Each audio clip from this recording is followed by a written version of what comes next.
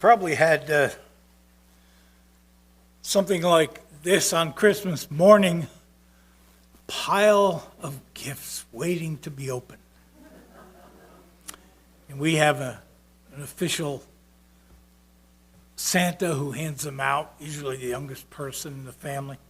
And then afterwards, there's another pile, and that's a pile of wrapping paper. What if the piles got mixed up? What if you threw away the gifts by mistake and kept the wrapping paper? Keep that in mind as I take you on a little trip this morning. I don't know when I started being conscious of whatever Generation X is. That's a while back. And then I realized people were talking about a certain age grouping. And then I fit that in with baby boomers. I was pretty conscious of who baby boomers were because that's when the guys came home from being in war. They bought houses. They had a lot of babies. So that was back in the 40s, 50s, and so forth. And so I found that sociologists and the popular culture have identified these generations. And I went back and I found there's a whole lot more about this than I realized. I was curious about what my generation is. My generation is the silent generation. So I can't talk anymore. And we're kind of the smallest generation because our parents didn't have kids because they couldn't afford kids. It was right after the Depression or during the Depression. And then I found that they've named generations since, like Generation X and then Generation Y, who are also called millennials, born 82 to 2001. And then Generation Z is you young guys. And then they're also starting to name Generation Alpha because there's nothing comes after Z. And Generation Alpha is kids under 7. Now, if you go back earlier, I found out that there were names for generations even before those. And actually, Gertrude Stein, back in the around early 1900s, named the Lost Generation. They were the people whose young men fought in World War I. And then the greatest generation are the people in the next generation who actually fought in World War II. And then there's me. This is not a new idea. I think it's kind of clever, right? Which generation are you? X, Y, Z, Alpha, another whole category. But biblically, we're faced with the reality of generations. Biblical history comes to us generation after generation. Do you know that I got out my concordance and there are over 120 times in the Old Testament when the word generation is used. And actually over 40 in the New Testament. Let me just give you a sampling. We'll start with Genesis 6:9. These are the generations, the descendants of Noah. Noah was a righteous man, blameless in his generation. Noah walked with God. Now there's a distinctness about his generation, and that's characterized in Genesis 6:9. In chapter 17, we read about Abraham and God's promise to him in verse 7, I will establish my covenant between me and you and your offspring after you throughout their generations for an everlasting covenant to be God to you and to your offspring after you.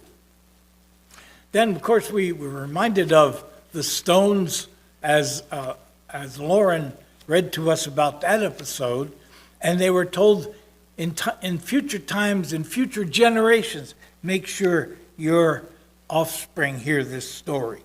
Deuteronomy 7:9. Know therefore that the Lord your God is God, the faithful God, who maintains covenant loyalty with those who love him and keep his commandments to the thousandth generation. Joshua 22. Therefore we said, let us now build an altar, not for burnt offering, nor for sacrifice, but to be a witness and between us and you, and between the generations after us, that we do perform the service of the Lord, etc. Judges chapter 2, verse 8. And Joshua, son of Nun, the servant of the Lord, died at the age of 110 years. So they buried him within the bounds of his inheritance in the hill country of Ephraim, north of Mount Gosh. Moreover, Mount Gosh, that's interesting. Gosh.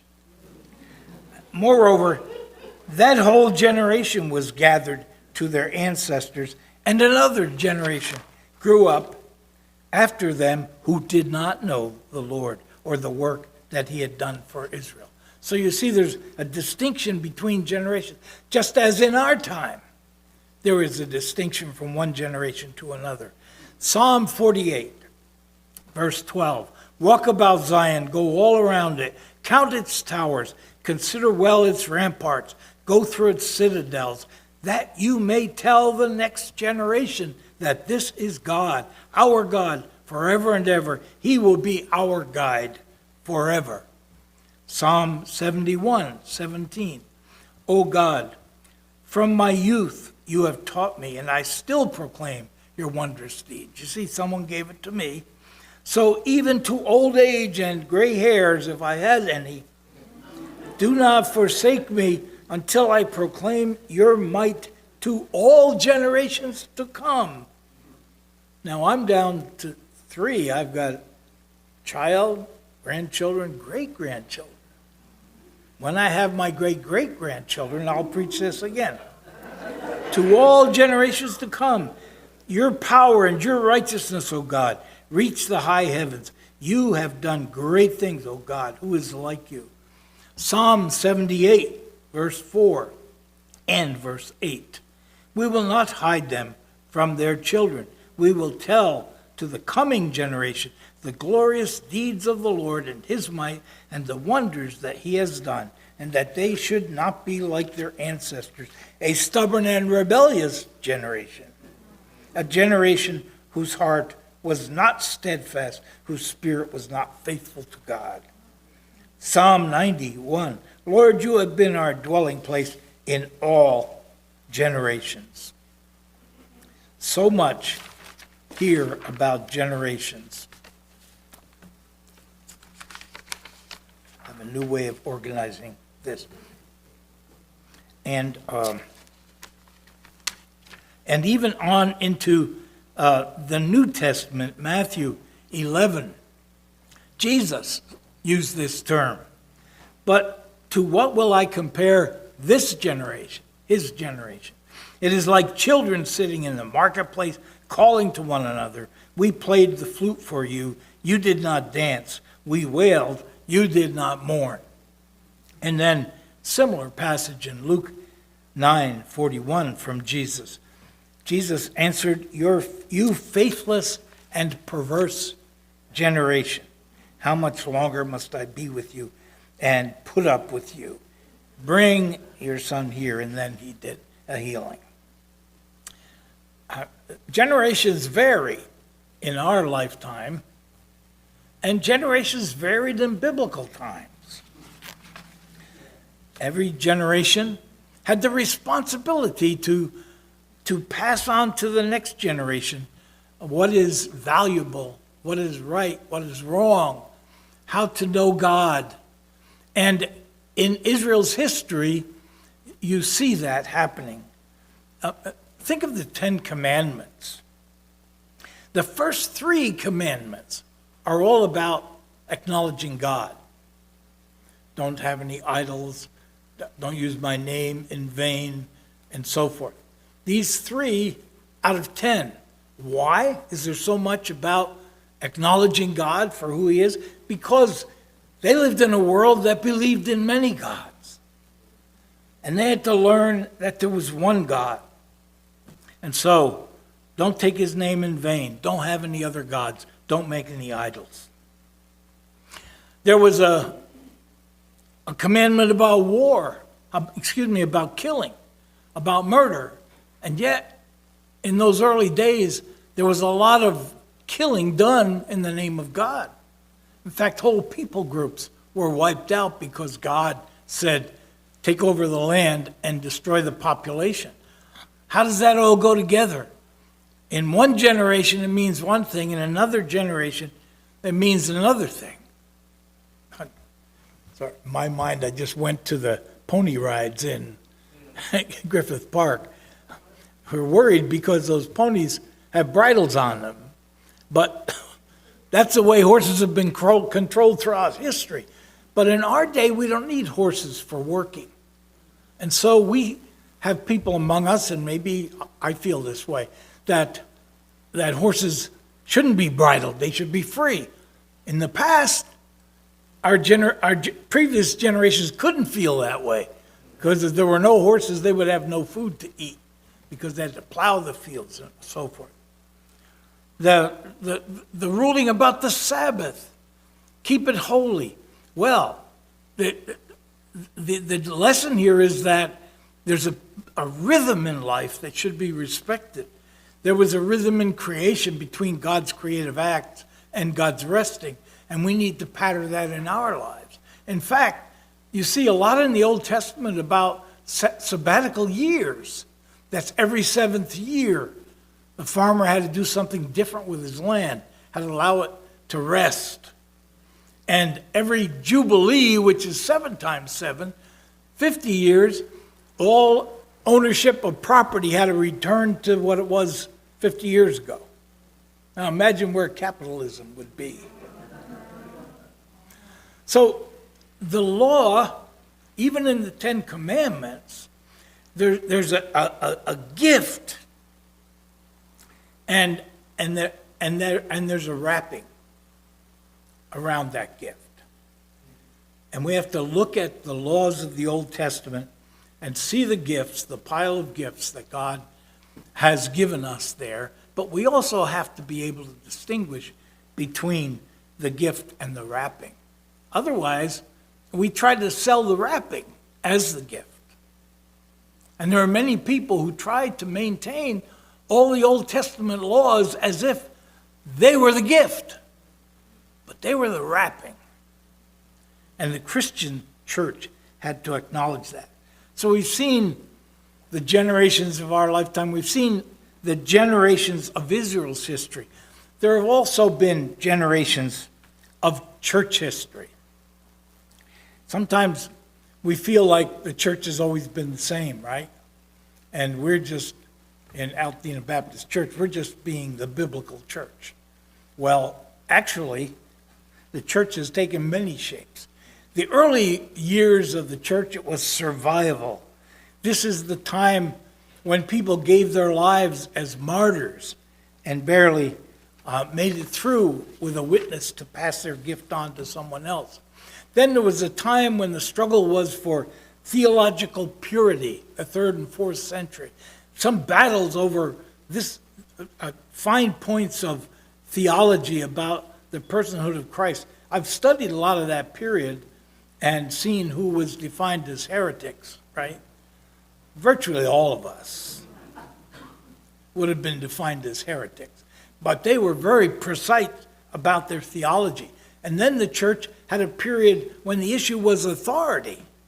And that's when the leadership in the church developed with the whole top-down patriarchal rulership in the church from the Pope on down through the bishops. And that was the preoccupation. And then there was a preoccupation with symbolism and mystery and a preoccupation with expansion. And what one generation said was the important work of the church didn't apply in the next generation. And we've always lived with that. So there are generations of Israel's history, there are generations of church history, and there are generations of our own Christian experience, and we have to recognize that. So I was raised with a series of moral values, which I believe I should pass on to my children, my grandchildren, and so forth. But I need to make sure I'm not passing on the wrapping instead of the gift. And every generation needs to do that. What an opportunity, but what a responsibility. And those of you, I'm looking at people from different generations, and some of you are sitting next to each other, and you know that passing on the values and the morality from one generation to the next is not always easy. In fact, it's always not easy. Here's an image, if it comes up, of Grandma and I assume her granddaughter and great-granddaughter. I think there's a missing generation there. But what a wonderful opportunity for one generation to share with the next. You notice that word share?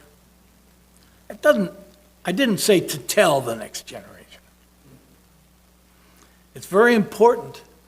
We won't be heard if we try to tell the next generation. But we need to share what we have learned is the truth. Now, I got to tell you, this little girl was born with knowledge that I'll never have. The next one.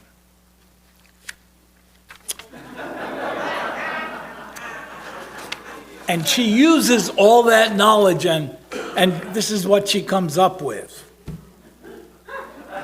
So I'm trying to get her.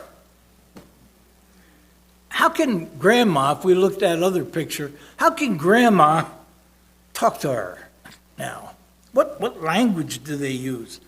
How can they share about moral values, and how can it be given and accepted? Maybe we need to learn to give the gift and not the wrapping. Every kid seems automatically to understand an iPhone. Now, some of them grow up and they get stuck there.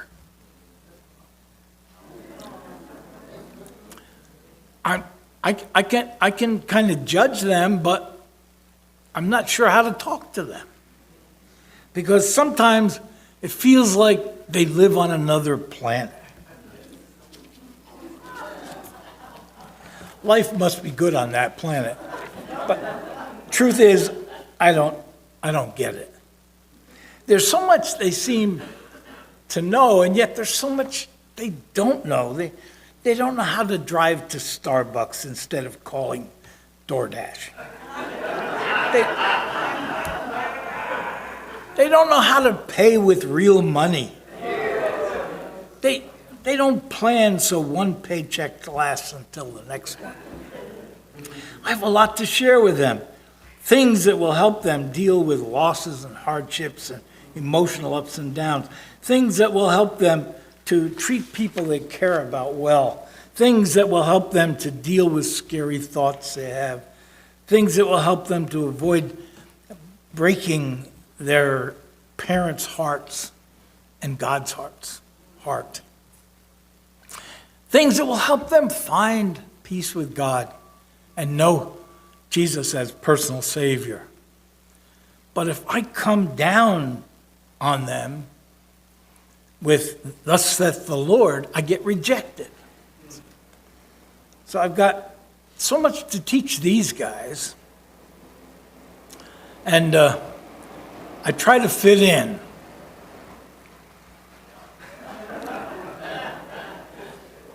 That doesn't seem to work. Look at worship, for instance. Here's what worship means to my traditional self. And their idea of worship is more like this.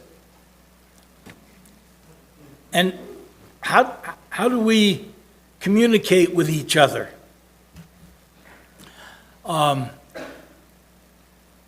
We have a friend who got a Christmas gift card and from a son and his friend, and the gift card said, it was a scratcher. It said, I can't give you the gift right now because it hasn't arrived yet. And when you scratch it, it says, it's a baby. And she was delighted. I mean, she really was delighted. And the whole family rejoiced. But they told us, but said they couldn't tell their church because they're not married. So it really brought to a head for me the fix we're in. How do we rejoice in that gift,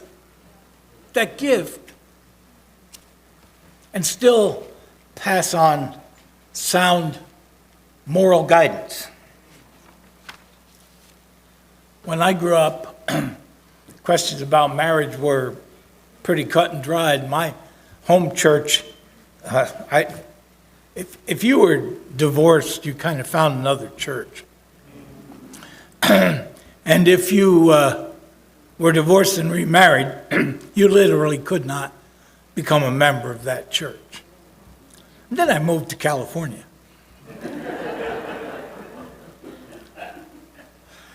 And I had to wrestle with the meaning of marriage, and I had to recognize that marriage, as we understand the sacramental idea of marriage, was created by generations of the church interpreting the Bible, but the Bible doesn't give us a lot of clarity about that. In fact, the early stages of the Bible, we find polygamy, we find patriarchy, we find a different whole pattern of relationships. And then I run into other couples, like this one, or this one, and I realize people are thinking differently today. And I have to think of what is the essence of marriage? What is the gift itself? And how can I communicate that in a way that doesn't emphasize the wrappings? Well, excuse me. I have a new way of organizing. This doesn't work very well. Oh, there we go. Okay. So I've tried to come up with how do we actually clarify what the gift is from the wrapping? And I came up with a few ideas. First of all, we need to learn from the past. We can't just live as if this is the moment when God reveals everything to us. We have to learn the whole history of the human race, generations that went before. If we don't learn that, we're going to keep making the same mistakes over and over again. Secondly, we need to clarify what the timeless truth is. We need to really work at that. We can't just find a proof text and say, this is it. We need to think about what this means, what is the gift, and what is the wrapping. And then we need to pass that truth on. That's our responsibility. We shouldn't shirk it. We shouldn't say, well, it's too hard to talk about. No, it's our responsibility to talk about it. And then we need to do this with a sense of generational partnership. Now, the sign that we've had out there, what this church stands for, one of them is intergenerational partnership. And I thought the second word was kind of a throwaway, but I realize that's very important. It's not a one-way street. We can never simply top-down tell people what the truth is for them in their life in this generation. But we have so much we need to share. We need to talk it through. We need to go through this process of learning from the past, clarifying the timeless truth, passing the truth on, and doing this with a sense of partnership. And if you do that with young people, they love it because they know you're not simply pulling rank on them. And they have so much wisdom to share with us. So we're going to start a sermon series next week on the fruits of the Spirit. And I think this is one of the ways in which we can clarify the truth, but test them against the fruits of the Spirit. But keep in mind these two images. The gifts, which we value so much and we want to pass on to the people we love. The wrappings, which are throwaway. We don't want to throw away any truth, but we need to make some clear decisions and understand intergenerationally. God, thank you that we live in a world with many generations. If we all had the same experience, the same background, the same way of looking at things, we'd be poor. But we are so much richer for the kaleidoscope. And yet that can confuse us. So we need your help in focusing on the truth, focusing on the gifts you give us through one another, and avoid trying to pass on the wrappings as ultimate truth. We pray